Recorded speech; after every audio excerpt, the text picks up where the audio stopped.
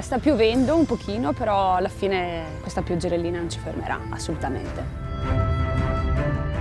Siamo nella Dolenska regione, o la regione della Dolenska, e è un'area incredibilmente verde, con questo fiume fermo che ho alle spalle, un'atmosfera veramente rilassante.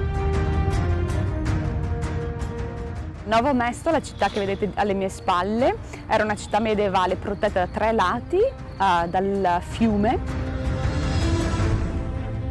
Fare mountain bike in Dolenska Region, la regione di Dolenska, è stato veramente emozionante per me, che non sono abituata a fare mountain bike.